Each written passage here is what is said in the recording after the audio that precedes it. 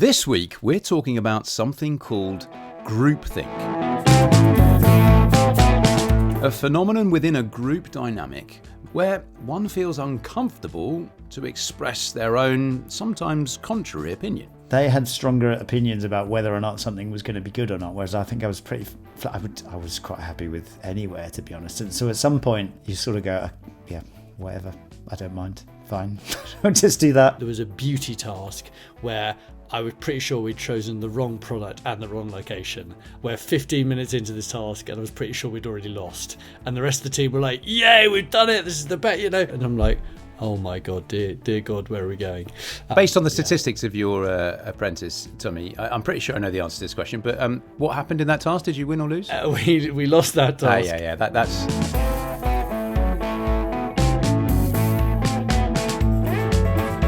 Hello and welcome to Sketchplanations, the podcast.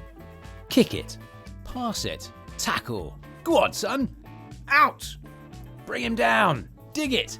Ace. Get in the hole. Trap it. Hit it. Slice it. What a save. What a catch. What an idiot. And of course, go! All vocabulary incessantly expressed by the sporting enthusiasts amongst us. Whether participating or supporting, it's difficult to imagine that these words, and their equivalents in other languages, aren't used every second of every day on or near a sports pitch of some kind, somewhere in the world. And for the non-sporting amongst us, well, most are still relevant in everyday life. At the dinner table, pass it. At the allotment, dig it. Even at the cake shop, slice it. I'm Rob Bell, centre-back with an unpredictable touch. And my trustworthy teammates on this podcast once again, the creator of Sketchplanations and midfield maestro out of all of our leagues, John O'Hay, and our front runner who's been known to hit below the belt. It's Tom Pellereau. Good evening. Good evening. Brilliant intro. Good evening, Rob.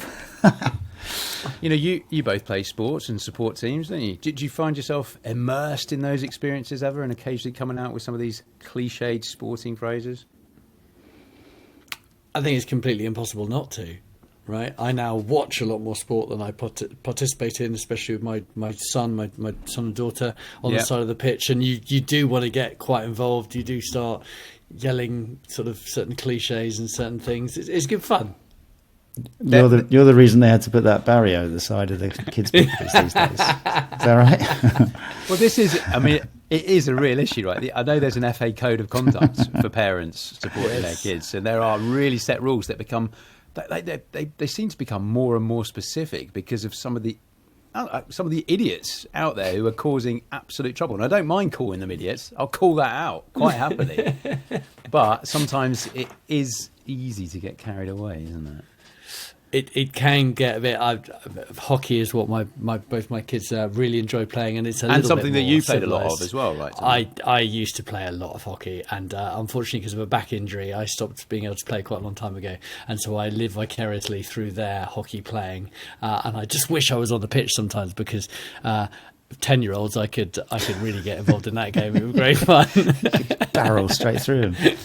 Yeah. I wouldn't stand a chance. But when you are playing sport as well, I mean, I was certainly quite vocal on the sports pitches in and amongst a team in team sports. I was always quite vocal, I think. Yeah, good captain material. Well, I don't know. Yes. I don't know if it is or not. Shouting? It wasn't necessarily shouting anything, that constructive or strategic. I don't think that mattered in a lot of things. I think as long as you were shouting. Do you remember there was like a common shout that you would be like, "Come on, boys, it's quiet." Yeah. And you're like, well, okay, we'll say something, anything. Doesn't matter. Just noises. That's fine. It's funny. So, good captain material if you're shouting. Keep the shouting up. And we are spoiled at the moment as sports fans. And there's loads of it on right now, right? There's obviously the football and rugby professional leagues ongoing, as well as professional leagues of other probably less covered sports, should we say. But then you've got the Rugby World Cup on at the moment. Well, I should say at the moment, at the time of recording this, the Cricket World Cup's just started. We've just had the Ryder Cup and the Solheim Cup in golf. I mean, it's excellent if you like sport. So I really got into the Ryder Cup last weekend, and then I played golf this weekend with my son on this par 3 course, and I was kind of going to the tee on each hole, sort of channeling that kind of, I'm probably going to be a few meters from the pin kind of scenario, because having watched the golf on the weekend, you kind of assume that that's probably where I'll end up, there or thereabouts. And of course it is there or thereabouts, and this is a short par 3 course, and I'm still like shanking it off into the right and going, hang on, that wasn't I didn't see that on the TV. But every now and then one does come off. That's good. Yeah. There's a brilliant, lovely afternoon. Yeah, it is. It's always a nice afternoon out playing golf, isn't it? There's a brilliant Mitchell and Webb sketch that came to mind. Do you know Mitchell and Webb? Yeah, the guys from Peep Show. They had a sketch show they did on radio first, and then it went onto TV. I really, really enjoy that. And there's a brilliant sketch that I thought of when I was just thinking about all this sports stuff. And it starts off like a Premier League coverage promotional clip for Sky Sports, that kind of thing, about all the games they're going to show this season and all the goals and the rivalries, that kind of thing. But it turns into this diatribe about the fact that the football will go on forever and it will never be decided who has won the football. It's really, really good. It's really good. It's very good insight, I think, to how a lot of people who aren't necessarily that interested in football or sport generally probably see the coverage of it at the time just being thrown at us and how big and important it is all the time. And even if... Isn't that finished? Yeah. Didn't they figure out who's the best last year? So why do they have to keep going? People who don't know much about cricket in terms of the Ashes, they do probably wonder, is it ever going to finish? Like after 25 days and it was still a draw. It's like, what? How? It's a bit crazy. It's good though, isn't it? It is good. I'll include a link to that sketch in the podcast. I'll send it to you boys as well. It's very good. Brilliant. It's very good.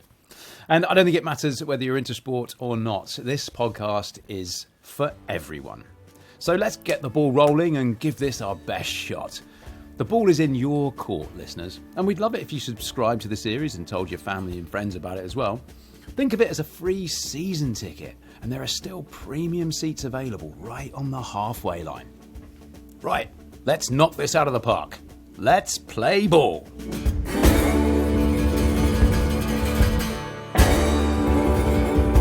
This week, we're talking about something called groupthink, a phenomenon within a group dynamic born out of a desire to maintain harmony and consensus where one feels uncomfortable to express their own, sometimes contrary opinion.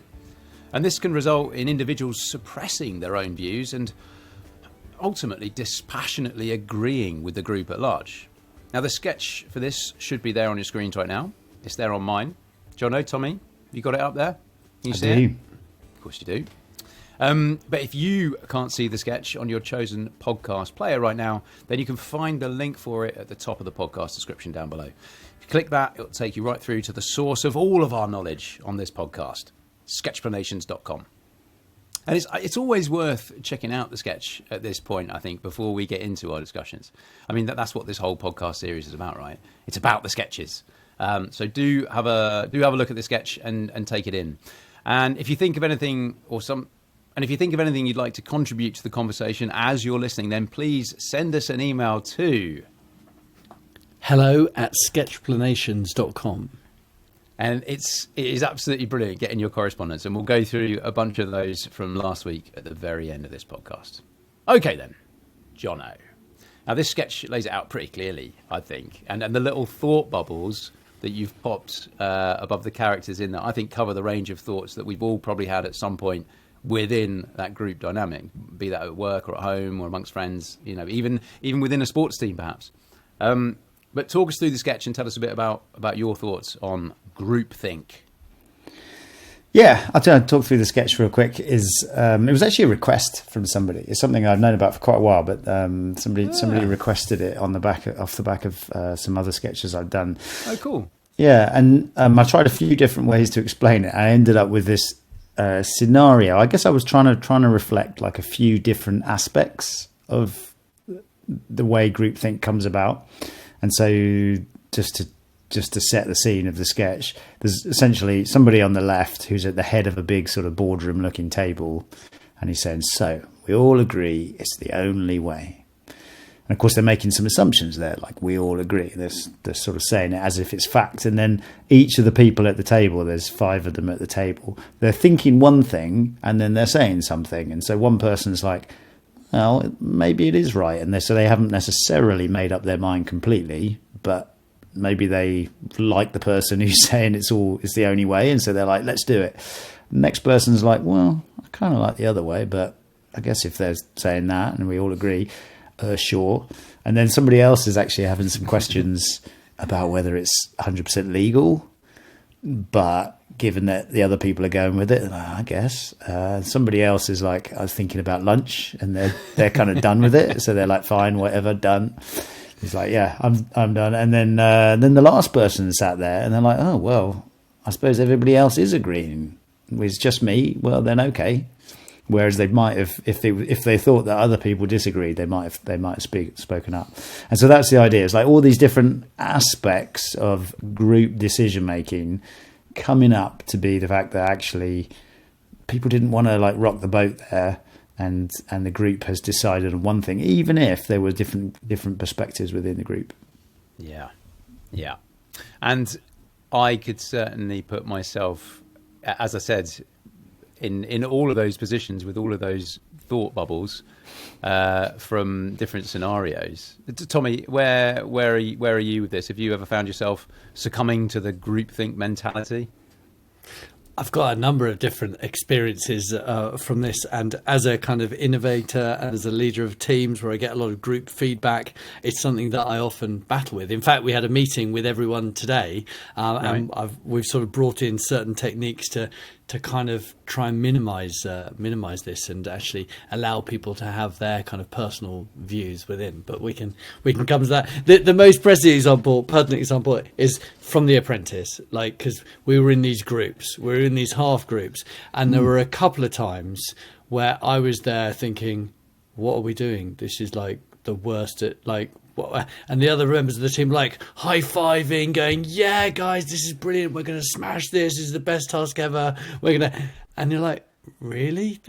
We've just like, especially there was a beauty task where I was pretty sure we'd chosen the wrong product and the wrong location, and I'm like, we're 15 minutes into this task and I was pretty sure we'd already lost, and the rest of the team were like, yay, we've done it, this is the bet, and going around the table, yeah, we love this product, we love this, and I'm like, oh my God, dear God, where are we going?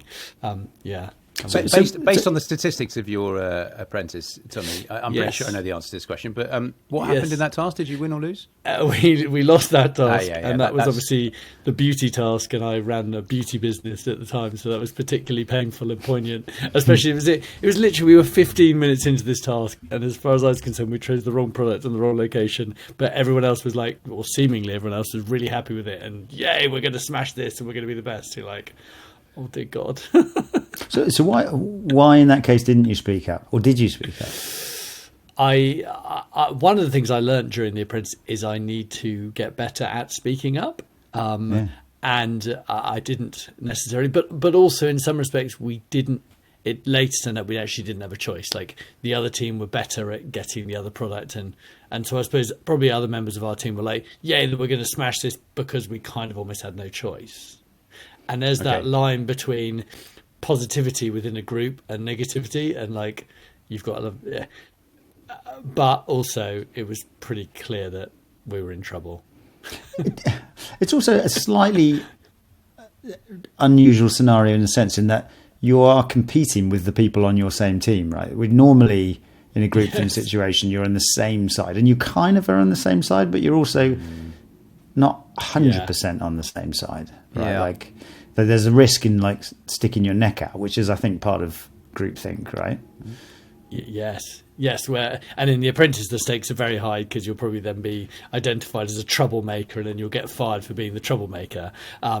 But also, I'm sure in a lot of corporate world and business world, you kind of want to go along with the boss, go along with the rest of the peers. Don't want to be seen to be the troublemaker because you might lose your job or not get that promotion or that kind of thing. Which all comes down to the culture of that group, right? And the rules of engagement, whether they're written or not. Exactly, and that's sort of one of the things I try to make clear within our team, that I want negative feedback almost more importantly than positive feedback often, especially when because one of the things I've learned most importantly is in inventing is that you can't invent everything, so you've got to kind of say no to things as fast as possible, almost to channel down your energies into the places where it's going to create the most benefit. Or I'm getting into the kind of details of it, but groupthink, constantly aware of it, and I've got another couple of examples which I'm sure Jono and you and both have. Well, let's talk through some of the personal examples. And so you've set the scene for the kind of professional environment there, Tommy. And yes, as I said before in the podcast, you know, I used to have a proper job in an office, and I know I was thinking about this, and it's a generalization of some of the meetings that I'd get called into. There was a culture of meetings at this company where I worked. It's just meeting after meeting after meeting, and these different teams and groups. You know, and I think I got involved in groupthink from the perspective of the guy who's thinking about lunch. Right, it's like, let's just get this done. Where I was move on. It was kind of apathy for being in that meeting that I was feeling, and just like, whatever. I mean, let's just get this done, and I can get out and do some actual work rather than just sitting in the meeting. That was one where I felt that happened quite a lot in that professional environment for me.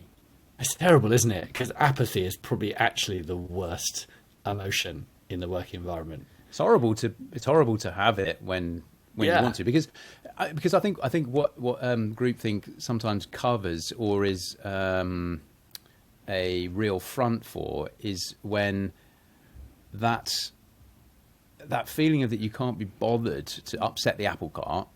Yeah.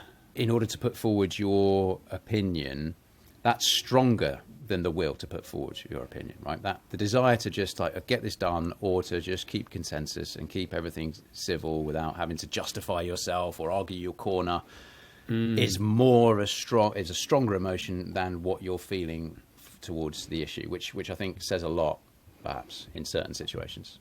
I was out to dinner with a few folks recently, and it was quite clear that both of them had stronger preferences and opinions about where we should go after the restaurant. This is good. Than I do. And so there's a bit of like, okay, well, where should we go? Well, we could go here, we could go here. But they had stronger opinions about whether or not something was going to be good or not. Whereas I think I was I was quite happy with anywhere, to be honest. And so at some point, you sort of go, whatever. I don't mind. Fine. I'll just do that. Yeah. And, by the time you've been standing around for 5 or 10 minutes, you're like, okay, we should just go somewhere, anywhere. And I think that's a bit like the lunch person, isn't it? You're like, we should just move on somewhere. And often that's the most important thing to now is just make a decision and move, but be flexible in the fact that you might not have 100% made the right decision. So be able to slightly drift in another direction later on. But not making a decision at the time can be a bad thing as well. So it's all quite tricky, but apathy I certainly really dislike. Yeah, it's horrible. It's absolutely horrible. And the other times is when sometimes I'll feel a bit annoyed at myself if I haven't spoken up about something that I do feel quite passionately about. Yeah. Just because I don't want to upset that situation. And sometimes I think probably most frequently that's things around environmental concerns in and amongst a group who don't really care that much. And you're just like, oh, look, what's the point in me standing here and lecturing on how I think this should be done? Because you're not going to change your behaviours. You've clearly set out your stance on this. So what's the point? I'll just shut up and agree with you or whatever. Yeah, especially if there's been a long process. I mean, the sort of decision fatigue. I remember learning that if you're negotiating and you want to get something, it's in your interest to keep the negotiation going as long as possible.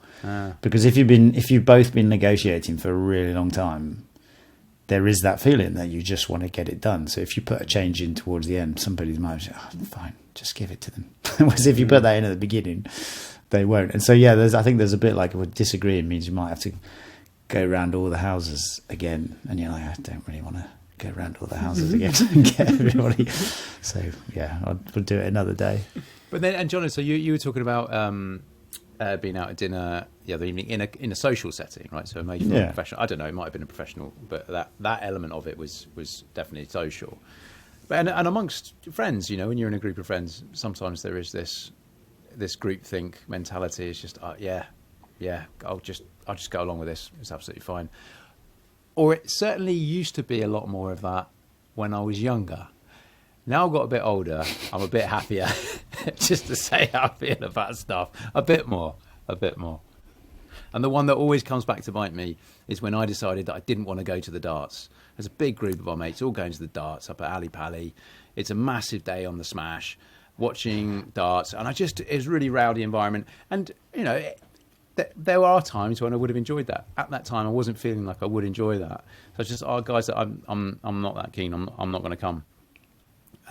Whereas the groupthink part of me in 10 years prior to that probably would have said, yeah, cool. Yeah, great. I'll buy my ticket and come up and have a day that I don't think I'm really going to enjoy. How did it feel to do that, to say that? It felt great, but it still comes back. I still get called stubborn Robbie. Because you didn't go along. You're so stubborn. Yeah, look at you. Why don't you just come to the darts? It was great fun. Cool. I'm really pleased you had a good day. They just missed you, Robbie. Friends. They wanted you to be there too. Friends. Yeah, whereas actually we saw each other, what was it, a month or two ago? And Jono and I just ducked out about 12 o'clock, didn't we? When you guys were going, we just let you walk in that direction, give a bit of a wave. But I think that's what's great about growing up, right? You start learning more about yourself and what makes you happy and what works for you. Of course, and you that sort of groupthink, you learn potentially not to just fight it and be direct about it, and B, that there are other ways that you can kind of get your thoughts across, and C, you can do your own thing, and that's all right, and you get better at communicating that. I think sometimes when we're young, we also, if we try to go against the group think, it just doesn't really work. Like we almost have like a temper tantrum kind of thing. But as we get older, we're a bit more mature about how we communicate it as well, I think. I said definitely amongst friends, that's easier, right? Because A, you know yourself better, but B, all your friends know themselves and you as well much better than they might have done 10 years ago. And there's that, it's like, yeah, cool, he doesn't want to come, that's fine. That's absolutely fine. I think in the professional situation, it's still very much dependent on the culture and what the consequences or what your perceived consequences of speaking up might be that can really have an effect on how you act. Yeah. And Jono, I'm sure you what is it that you do in the team? You're brilliant at this sort of stuff and ensuring everyone's listening and listens to other. I try, but I mean, there are lots of things you can do in a professional context. I think there are lots of different variations of like group decision making as well. I was thinking like a classic one is like worrying that your idea is going to be silly or it's stupid, you know, and you can help address those kind of things with the like no stupid questions up front. That just that kind of thing. Like this is right. There are no stupid questions. If you're not sure, just say it, and then you can help somebody get an idea out that they wouldn't otherwise. I put a note in the description of the sketch about psychological safety. This concept from Amy Edmondson, and which is where people feel comfortable and safe to speak up and to disagree with opinion, especially against authority or people with like a higher status in the group. Yeah, there's a classic one. I've not done a sketch. Oh, there's so many things to do sketches of. I've not done one of the hippo. I don't know if you heard the hippo. No, what's the hippo? The hippo is the highest paid person's opinion, which is quite a common example for groupthink, which was a little bit like what I was going for in the sketch, right? So yes, well, you know, the boss comes in and says so clearly we're going to do this, and everybody else is like, okay, and they go along with it, but they wouldn't otherwise. And you need really good psychological safety to speak up against somebody superior to you who's got power over you potentially, and that's really difficult. You do, and I'm looking at a number of examples that I picked out earlier from history, where I think the hippo element has caused things to happen within groupthink. I mean, I'll go through them quickly here. I mean, there are loads of great examples. So there's the 2003 invasion of Iraq. Going after examples. Great examples. Strong examples. Okay. Going after weapons of mass destruction, and the intelligence agencies wanting to please their superiors. The superiors wanted to oust Saddam, so wanted some excuse to go in. So the agencies only really supplied information to confirm that bias. Yeah, confirmation bias. And that. Again, there's the invasion of Cuba, the Bay of Pigs in 1961. That was a bit different. A plan was drawn up under Eisenhower's administration, but then JFK came in, and without questioning any of the assumptions that plan was made up, or thinking about it any further investigation, they carried out the plan, and it was a huge failure. The introduction of a new Coca-Cola flavour in the mid-'80s. Yes. That was done kind of without going out for public's consensus. It was just amongst the board, really. You know, the senior people within Coca-Cola that thought, right, we need to do something here to get back our market share, because new diet drinks and juices, I think, were coming into the market. I think Pepsi was becoming stronger, wasn't it? So they were like, we've got to be more like Pepsi rather than probably that as well. The Challenger space shuttle disaster. The engineers voiced concerns over the O-ring seal that was later found to have been the failure, and its susceptibility to temperatures. And the design group leaders were desperate to keep the project on schedule, so they put their utter faith in NASA's safety protocols and safety systems at the time, which had led to the O-rings being signed off as being okay. But the engineers were expressing, we don't think they're okay, and we think you need to probably look at your protocols as well, which says these are okay. And it was the low temperatures in the night before the launch that caused the O-ring to fail, and you know what happened. Kodak cameras. Remember Kodak, the brand? Yeah. They were the world leaders in camera technology, and that superiority led to a feeling of invulnerability, and the groupthink element came in, because when digital cameras came in, they thought, no, we're all good here. We've got this. I think they developed some of the first digital cameras. Ironically, they did. They were like, they could have been the leaders of that, but yet they were is obviously makers of film and silver nitrate and all that sort of stuff. So and they didn't want to switch. And world leaders in that. I thought, no, these are incredibly lucrative for us. We'll stick with this. And then a couple of very quick, more cultural ones. So Lord of the Flies. 1954 novel by William Golding. Piggy. Exactly. Ultimately led to the murder of Piggy. It was a fictional book rather than an accurate, but it felt very real. It's classic groupthink. Yeah. And a last one, do you remember the Ice Bucket Challenge? Yes. For ALS. So that was what it was originally for. What was it? What is ALS? It is... I should know this. Look it up for me quickly, will you? It was the ALS. It was for raising funds for the ALS Association. It's a medical condition. Is it amyotrophic lateral sclerosis? Yes. Also known as motor neuron disease. Yes. That's easier to say.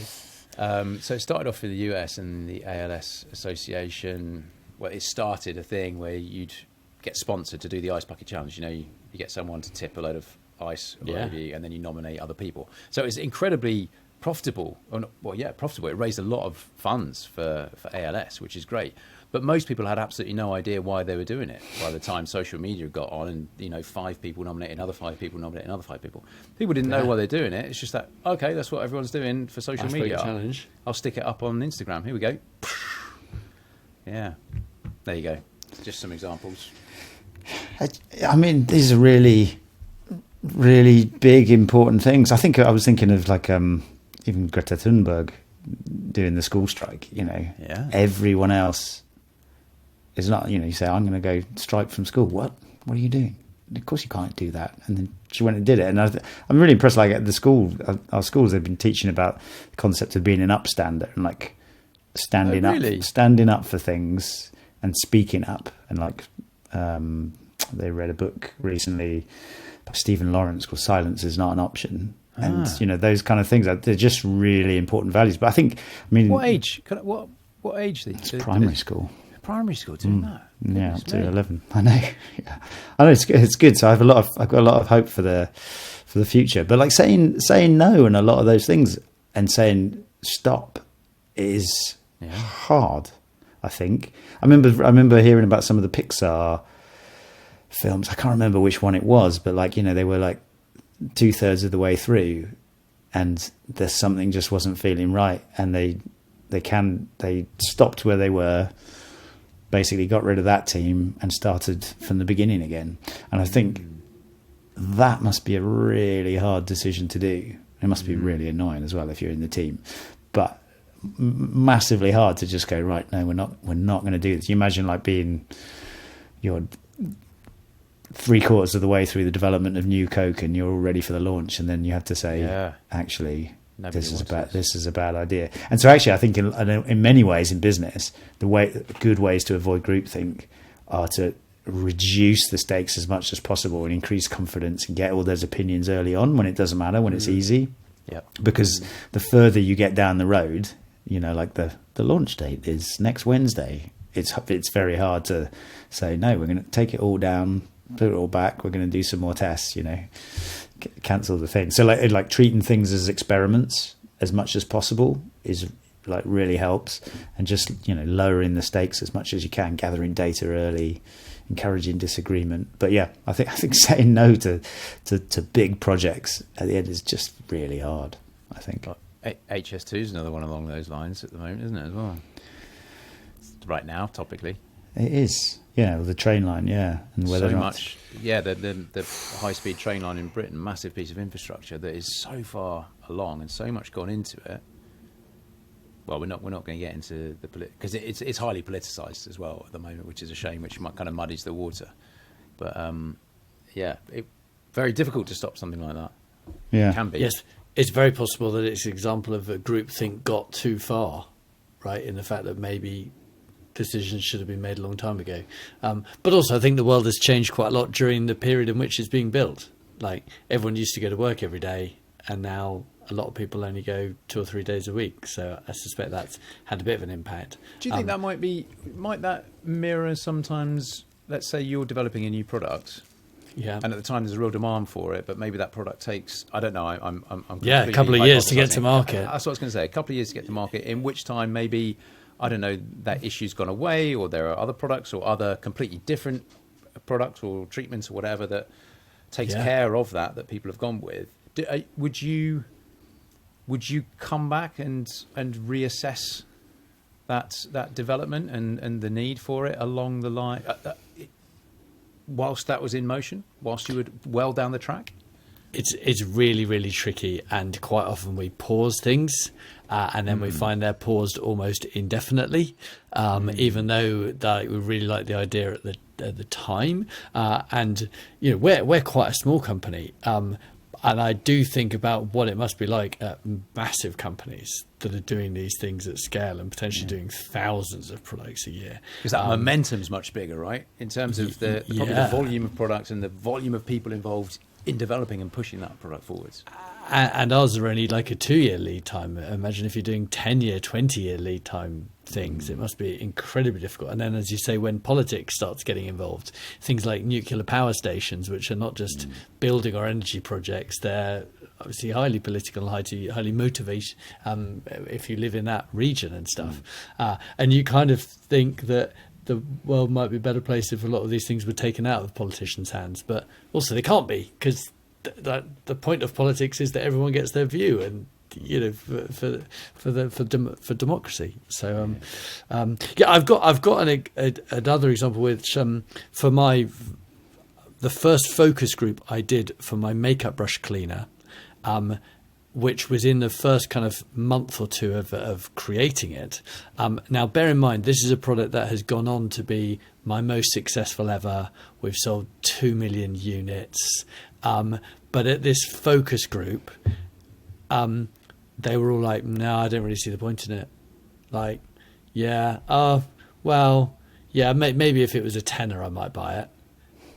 And this is a focus group of sort of 12 people. I don't think we'd actually pick the right people. There was looking back, there was one person who was kind of very much, she made a decision, and then it was a real group think example where others were like, yeah, no, I probably agree, I probably don't. And it reminds me every time when we start talking about doing focus groups, how you've got to be very important on the dynamic of it and how you're taking feedback and that sort of thing. But literally that idea could have been killed in the first couple of months had I listened to that focus group and not continued. Wow. Yeah, I think that particularly with ideas, it's so important. And I put a link about like group ideation and things like, you know, basic stuff. Like if you have a lot of ideas, like which one do you think we should go ahead with? Like things like anonymous voting makes such a difference. Yes. You've done that thing where you're like, okay, which one we go? You've all got some stars or dots or something, and you're going to put them on. And if you start putting, if everybody goes to put the dots on the post-its on the board as they think of them, you're like, okay, well, there's 4 on that one already. I'd really like that one, but that's clearly not going to go. So maybe I'll do that one. And it totally changes it. Whereas if you go, okay, you do it anonymous, you decide your votes, and then you do it, that kind of thing, I think it just makes such a difference. And I think that is what sort of happens in a focus group. And so I tend to avoid focus groups. I'd much prefer doing I'd rather do fewer in-depth interviews with fewer people than as individuals. As individuals, yeah. But because I just think you know, like when you have time with somebody, you can really get to know them, and you can make that safe space for them to tell you no, and you have to work for that. If you say, my name's Tom and I just invented this thing, what do you think? Of course they might say, that's really nice. But and that's huge, Jono. I have to make sure that I don't, and when we get feedback, we give people paper and they write it down exactly what they think, and then that gets put into the sort of the envelope or the box, as it were, rather than me going, so what do you think? I've spent 2 years of my life trying to perfect this. And then them going, drink. Can I buy? Yeah. Oh, yeah. It's obviously the best thing ever. So that's funny, isn't it? They're almost doing like groupthink back at you. You've given them an idea, and they don't want to upset you. So like, oh yeah, that's good. Yeah. I quite like it. It's the groupthink cycle, and so it goes round. so it goes around. I had some other ways of thinking of. It's sort of like groupthink, but it's almost like the reverse. I was thinking like a lot of groupthink is you want to fit in, and it's risky to stick out. And so, like, I don't know, the classic example I have is imagine you're in a lecture theatre, and there's 200 people in the lecture theatre, and they say, okay, who thinks it's going to be this one, and who thinks it's going to be this one? Put your hands up. And you know, if everybody puts their hands up for one of them, and if you've ever done that one, you put your hand up and you look around to see who else has anybody else got their hand up, and then you're like, well, no, man, I don't know, because it's really it's worrying. You're like, oh my god, am I being really stupid? And I think that's the sort of bandwagon effect, because you're worried about you looking silly. But I had that, like the reverse of that is when you're with people who are doing something which seems otherwise outlandish, it's sort of okay. And a classic example for me was, as you've got 2 of them. One is in the US, it's quite common to dress up. Anybody just dress up for Halloween for the whole day, not just for a party. So you might dress up in a Halloween costume and then go get the subway to work. And it's fine if you get on the subway and there's a bunch of other idiots dressed up in ridiculous things. Yeah, it's fine. It's fun. It's great. Yeah, but it's very weird if you're the only one dressed up in, you know, a shark outfit or something, and everybody else is just in their work clothes. And I remember Tom, you and I did this. Do you remember doing the red dress run? I do. which is where everybody goes on a 5K run around San Francisco and dresses up in a red dress. It's a ridiculous thing to do. And I remember thinking, you're like, I don't know. It's a bit like a mass skinny dip or something. You're like hold it to the last second before you put this dress on and turn up, because so that you have to walk there and you're the only one walking around in a red dress. What's going on? And then you're running and everybody's in a red dress and it's fine. And there's hundreds of you. Yeah, but it's fine. It's like the Santa groups things. But yeah, so that feeling of like it's uncomfortable and you just want to fit in, but it's really uncomfortable until you're with that group who are doing the same thing, you know. I remember being the person who had to go out and buy 3 red dresses during the day so that we had red dresses to wear that evening, going, no, I don't really care about the size. No, just red dress, please. What? Perhaps explain we don't do this very often. This is a one-off. You didn't come and visit after that, did you? Yeah. Although I think it's another example of finding groups of friends who can help you kind of break down barriers and do things like Tough Mudders or certain exercises that I wouldn't do half the exercise things I've done if it wasn't for you guys. You know, the Tough Mudder, the 25 miles run with obstacle courses, which are so fun when you're doing, but if it wasn't for the fact that hundreds of you were doing, you wouldn't go and do it on your own, right? It'd be lunacy. But they're really good fun with others. So go on, Johnny. Well, I do remember actually in that event, that 20 mile one, and there was the first obstacle was like cold water, muddy water, and it was low down, and you had to crawl through it. And just above your head, there was like a barbed wire thing, so you really had to get in it. And everybody was dry and clean at that point, and it's a nice day, and you just dive in, and you're like, "There's no way I would do this if everybody else wasn't. Absolutely no way. It's ridiculous. If it wasn't for the big queue behind me and everyone in front of me doing it." Yeah. So San Francisco had this this thing called the critical mass cycle. I don't know. Do you know that? Oh yeah. Yeah. It used to happen in London quite a bit as well. That's right. Yeah. So there's a few of those things, movements around the world, right? Which is one Friday a month, everybody gets on bikes, and you just sort of there's so many of you that you can take over a road and just go, and it's okay. And if you were by yourself, obviously you couldn't do that. But I had a friend who said he did that once. And he was cycling along, just minding his own business, enjoying himself. And then he suddenly found himself right at the front of a group, and he came to a junction, and he was like, "Oh," and so he took a left, and then he looked behind him, and there was this stream of cyclists for miles, and they're all going left. He was like, "Wow, what have I done?" Yeah, I hope this is a good way to go. It's like straight up Telegraph Hill or something. Oh, that's brilliant. Sorry, everyone. Yeah, Lemmings led over the barrier. Yeah, exactly. I don't know if that's groupthink, but I think you there, Tommy, talking specifically about the fact that it's sometimes the groupthink element has made you do things that you wouldn't have done on your own, but actually you really enjoyed. Are there some benefits then of groupthink? I think that example is, I'm not sure it's necessarily groupthink. I'm sure there's probably another way of describing it as well. Yeah, but maybe it is slightly different. I think there are some benefits of groupthink that you get persuaded to do things that you might not have done without, and sometimes those are good things to do rather than bad things. Yeah. I guess the other benefit that we kind of touched on earlier is that you get a decision made, right? Yeah. As opposed to it going round and round again. In the kind of scenario as with the sketch, Jono, where you're in a boardroom and a course of action has been put forward, and it's like, right, so we're doing this, are we, guys? We're all agreed? I guess something gets done. Jono, you made a really good point earlier with your concept of experiments, and taking small experiments, taking small leaps forward. It's not like we've made this decision and it's decided for the next year. It's like we've made this decision today based on what we know now, and let's just continue in that vein, and we'll potentially have another look again. Maybe that's a useful way of getting around the dangers of groupthink. Yeah.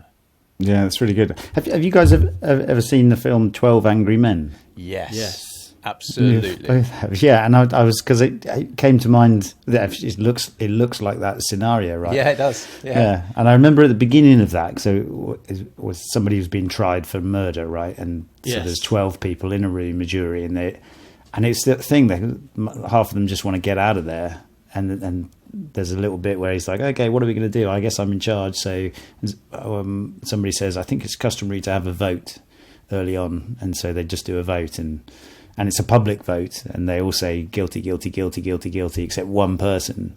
And everybody just like rounds on him. Like, what are you doing? Well, I guess we're here for another hour. What are we going to do about this? Why are you saying no? And, there's really that pressure that person feels, isn't there?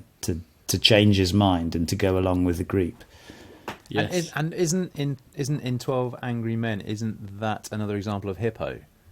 Where the guy with the highest status, or people within the highest status of the group, kind of take control and try and force that groupthink on others within it. It could be. I remember being at actually think like if you're doing ideation, like deliberate ideation, like coming up with ideas sessions. I remember being at one which was facilitating. They gave people Nerf guns, and they were like, "Who's the most important person here, or whatever? Who's the highest status? Him, brilliant." And then they shot him with a Nerf gun. They said, everybody has permission. If you hear them like saying belittling your ideas or whatever, you can shoot them with a gun. And the whole way was to like level the playing field and make it. I went to another one. It was really good. There was it was actually after dinner sort of thing. Was coming up with some ideas, and he said that there was a game that somebody liked to play as a warm up for ideation for leveling the playing field. It was called Barnyard. Barnyard. Yeah, and I forget. I think it was a Stanford professor whose game it was. And he said all the game is you pick an animal and you make the noise of that animal as loud as you can in the room. And it's like such a ridiculous thing, but there's something quite leveling about like seeing your boss trying to do a chicken impression or something, or like neigh like a donkey before you get into stuff, and it just makes you realize, oh, we're just all people here, because we've just done something silly together. They're not more important than me. There's a level in the status, so yeah, it's always a good thing if you can. So let's talk about some of the ideas or some of the methods that you've proposed in the caption under the sketch, John, about how to avoid groupthink. That feels like a nice place to bring some of those in, because I was quite motivated by a lot of those when I read them, and that first one I think is really good. So generating ideas separately before coming together, which is kind of what you talked about a bit earlier. Yeah, I think that one also comes up because people are so different. You have like extroverts and introverts. You must have been in sessions where like some people just like throw out ideas and they're talking and they're taking up the whole conversation, and somebody else who's super smart is sitting there saying nothing, and maybe they've got like the great idea, but nobody, they don't have first of all, they don't have a chance to say anything because everybody else is talking. Secondly, they don't want to speak up. They don't feel comfortable speaking up, and so I think maybe that's the confidence. Exactly. A standard technique, particularly I think works brilliantly remotely, is everybody goes off and does their thinking, like 10, 15 minutes of ideas, and then you bring those back together, and then it's like a shared document that you can go through, and that makes a big difference. Yeah, I like that one. Yeah. Another one you've got in there is hiring diverse teams. So including people with all sorts of different backgrounds, different ways of thinking, different upbringings, different skills, different educations into your team in order to bring all these different ideas and opinions to the group. Yeah, actually, I almost did the sketch as a two-sider, which was groupthink on the one side is it's enhanced by similarity. So if you have a bunch of middle-aged white men, that's going to encourage more groupthink than it is if you have a diverse population. So if you, so on one hand, you've got enhanced by similarity, and the other, groupthink's reduced by diversity and getting outside perspectives in. I think, it's a bunch of those examples where you're like, oh my God, how did they think this was a good idea? I remember there was one recently, which was Sonic the Hedgehog film, and they had this new like style of Sonic the Hedgehog for the main character. Okay, one that no one recognised from the video game. And it came out as a preview, as a little trailer teaser, and it was Sonic was all like skinny and tall, like a man sort of. Yeah. And the reaction was like, what? What if this is mad? What have you done? Yeah, and you're sort of like, how did all these people think that was okay? And as soon as you put it out there, yeah. So actually, testing is the other one. Yeah, I think if you can put stuff out to test, and you're like, okay, it doesn't matter what we decide in here, we're going to put it out and gather some data. Yeah. It's another good one. What else did you have on there? There's a couple of others in there. You've talked about psychological safety, so setting out those rules of engagement for people, and I guess trying to level that status amongst everybody. Yeah. Another simple one is making it a normal thing to, and people do that really well. Like, I'm just going to play devil's advocate for a moment.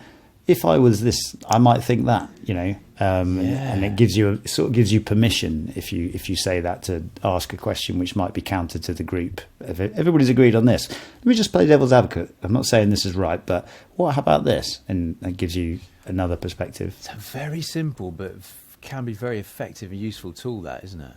Devil's advocate. You're taking the pressure off of yourself, and you can maybe even camouflage your own opinions. Well, I think it's not. I think that's a good way to think about it, because it's not necessarily your opinion, and I think that's actually a lot of ways to separate this. So we often talk about like task conflict. Task conflict is good, but relationship conflict is bad. So if you think you're stupid because of the idea that you're putting forward, or people think you're stupid, then that's bad. But what all you're trying to do is, it's assess this idea versus that idea. There's no whether or not there's no effect on you or judgment on you. And so I think devil's advocate is like, okay, well, somebody might think this. I think that's quite a nice way to do it. Another one that comes up quite a lot is the disagree and commit is quite a good one. So you're like, okay, I'm going to raise my doubts. I don't necessarily agree. Fine, but if the group's going to go with this, then I'll commit to it. But at least that's a way that people can raise their doubts, even if that's not going to be the end up decision of the group. Okay. I think that's a good one. Yeah, when you voiced your opinions. Yeah. Yeah. Some other things like, if you're familiar with De Bono's 6 thinking hats, which is just a way to think about different aspects of the problem. So it says, okay, we're going to put on a different color hat. And we're going to say, well, do we need more information here? If my emotional hat, is there a process hat, creative hat, positive aspects, negative aspects, and just think through different things. It sort of gives you permission to take all these different viewpoints. I think it's quite nice. Gives you a structure and framework to try and assess and consider different opinions and points of view. Yeah, without judgment. So like the negative hat, because you're following the process. Yeah. The process is all encompassing. Yeah, you say, okay, you've got the negative hat, so what have you got? And you're not being critical, and nobody's judging you. You're just doing the job of the hat. So following the process sometimes is helpful, I think. Yeah. I wonder what does Tommy Top Hat? What is when you're wearing your top hat, Tom? What character are you playing then? One of the reasons I like dressing up is because it kind of gives you permission to be a slightly different thinker, and we must actually make sure we've got some of those De Bono hats, because there's different colours for each of the hats, doesn't it? Yeah, I seem to remember that as well. Which is really good, and make sure we get some of those hats. I had also a nice sort of similar framework of the pre-post-mortem, where before you launch, you kind of do okay, everyone, I'd like you to imagine that we've launched and we've been out there for a year now, and this is what has happened. And so you can please write your kind of post-mortem of what you think has happened. And I think actually specifically it's that asking for the... Oh, no, I seem to have... Oh, it's just gone very quiet. Oh, John is muted, so it goes really beautiful. It goes really quiet. It's off-putting. Can I have it back again? I can't think all of a sudden. Another framework is this concept of a pre-post-mortem, where people in the team are asked to kind of think about, okay, we've launched and it's a year later and unfortunately it really didn't work out. And if you could please write down all the reasons that you think that the project didn't work out. And you deliberately ask people to be in a kind of negative mindset, and then you hope that, and I think John's concept of getting them to do this separately is very important as well, where you then get the honest feedback of things that people are actually concerned about. Which they wouldn't necessarily want to voice because they don't wish them to come true. But if you're talking about it's already happened, it's already gone wrong, these are the reasons. And then hopefully you can then address them or decide whether actually maybe it's something we shouldn't continue with. That's great. And is this the kind of stuff that you are trying to implement at work then? As you're saying with the meeting today, you're trying to bring some of this in and embed that culture within the people who work with you? Yeah, culture is so important, firstly, and, you know, a culture of openness, of transparency, of sharing of ideas, of like no bad ideas. I also really encourage using we always have bits of paper where people write their thoughts on, and I much prefer it when people write in their own words that we then put in the box, because if I then write it down, I know that I'm putting my own personal bias in terms of what they say, or I am hearing what I want to hear rather than necessarily hearing what is being said. And me personally, as often the hippo in the room or the founder, you know, owner of half the business, I have to be very careful in asking people their opinions, and often try to use my other team members to find out the true opinion, because I am often the hippo. Yeah. But some of the tools that we've talked about here do help automatically because the system and because of that process. It's the process, isn't it? Because you're following a process within a structure. Hopefully that just gets rid of that hippo element. I hope so. And I've written down, John made some very good ones there, which I'm writing down to make sure we, for example, have more anonymous voting. I don't think we have anonymous voting actually currently. So that's something we could do for these new ideas that we were talking about today. And that would be really helpful.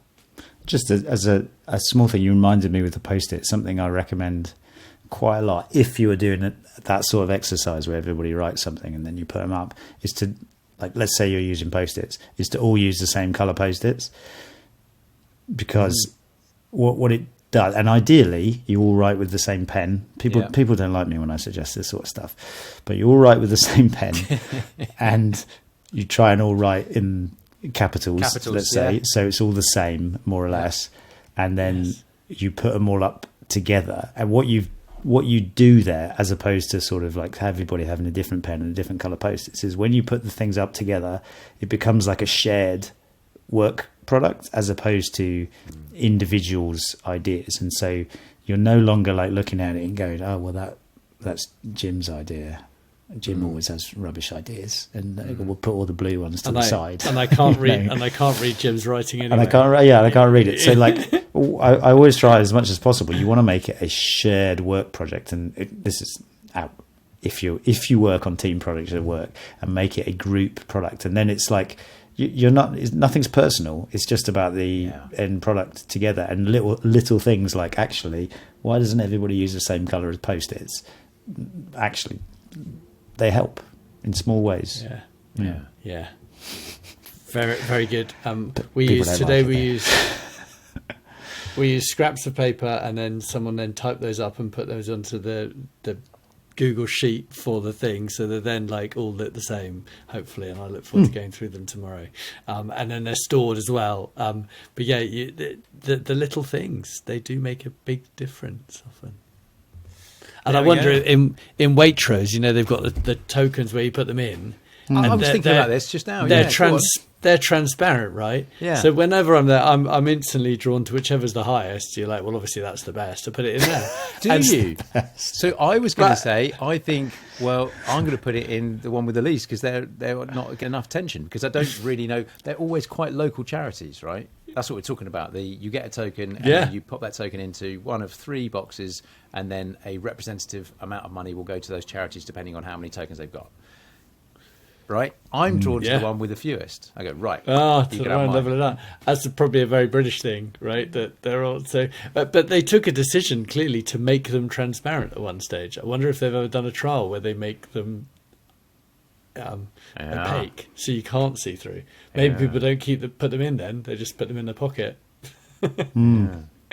Rob, you're a big underdog man, aren't you? You always like an underdog. I do. Yeah, I always get drawn to it. At times, when I don't really care, it's not the team. You know, it's not my team. But at times, I've switched teams halfway through. I remember doing that as a kid. As a kid, I lived in America for a couple of years, and I went to my first American football game, the NFL. My dad took me along, and at the time in the 80s, the Chicago Bears were the big team, right? They're the big team that everybody knew about, and even as some English kids, you know, I was like, yeah, great Chicago Bears. They had a player called the Fridge. He was this massive guy, and you just remember give him the the ball, fridge. and they're like, put it in the fridge, and just give it to him, and you just run through people. So it's like, yeah, Chicago Bears, come on. And they were playing the Indianapolis Colts, and I lived in Indiana, but I was supporting the Chicago Bears. They're the big team. And I thought I was supporting the Chicago Bears. Halfway through the game, I was like, no, I want the Colts to do well because they're not scoring any points. I'll support them. Come on, guys. Oh, And that's never left me.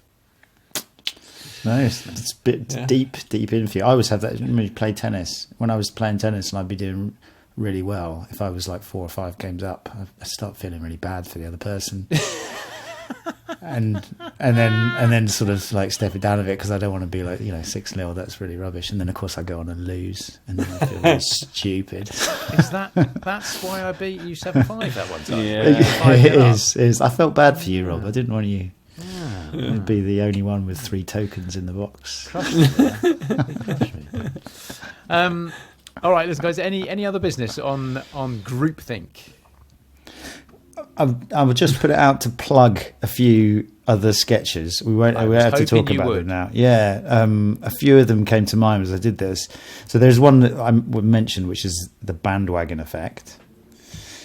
So you could go look at, which is very similar to. There's also I think it's called the bystander effect, which is where if nobody is helping someone who looks like they're in trouble, you're less likely to help, which is sort of groupthink in a very negative circumstance of it. There's also there's quite a fun one. I think I've only found one reference of it. It's from Nassim Taleb. It's called the firehouse effect, which is this idea that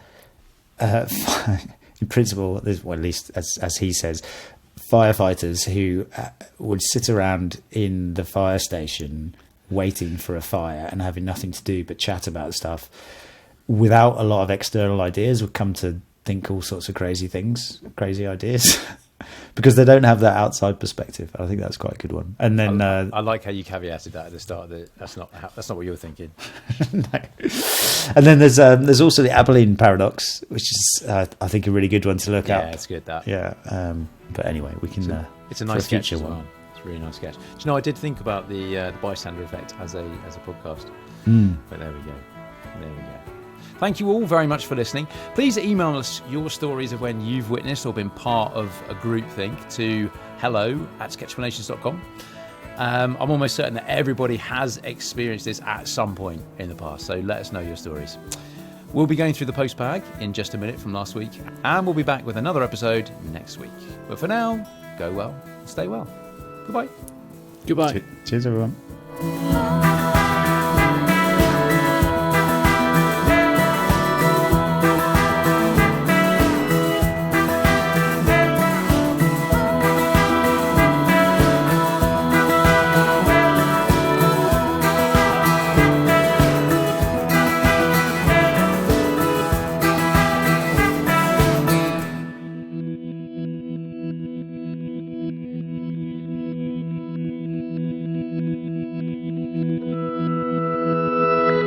All music on this podcast series is sourced from the very talented Frank Cinelli. And you can find loads more tracks at frankcinelli.com.